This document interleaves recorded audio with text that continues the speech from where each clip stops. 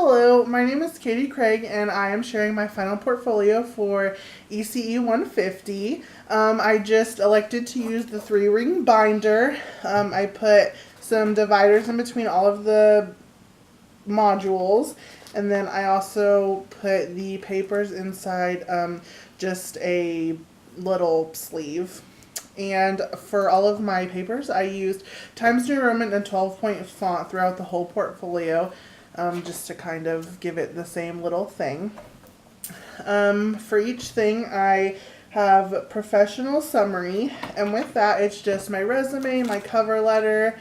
I also have my professional philosophy that we were to do in the first module. I think throughout time I would like to update my resume as needed, my cover letter as needed. I would like to add my education and field work as I kind of go on, and just to kind of keep it updated so I'm not having to scram when needed. In the second divider, I have education and training hours, and that just includes the ECE classes that I have taken and any like certificates that I have or anything.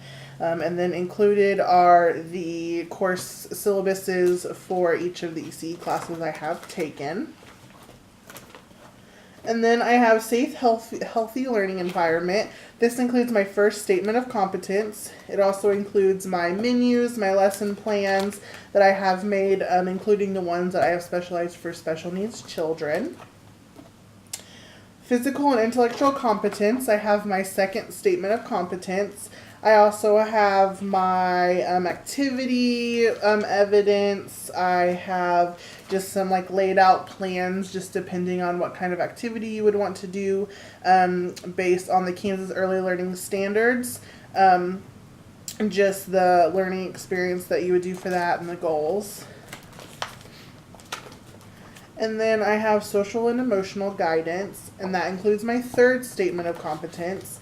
And then that also has my bibliography. It has my book nook from when I took another ECE class, as well as some assignments from that class as well. I also have solving problems creatively. And then positive and productive relationships. That includes my fourth statement of competence. I also have just some of the schools that are resources for children with special needs. I also have my interpreter resources. And I also include some companies where you can have a membership and be with them every month and kind of help with the community that way. I also have some of the articles from those websites included.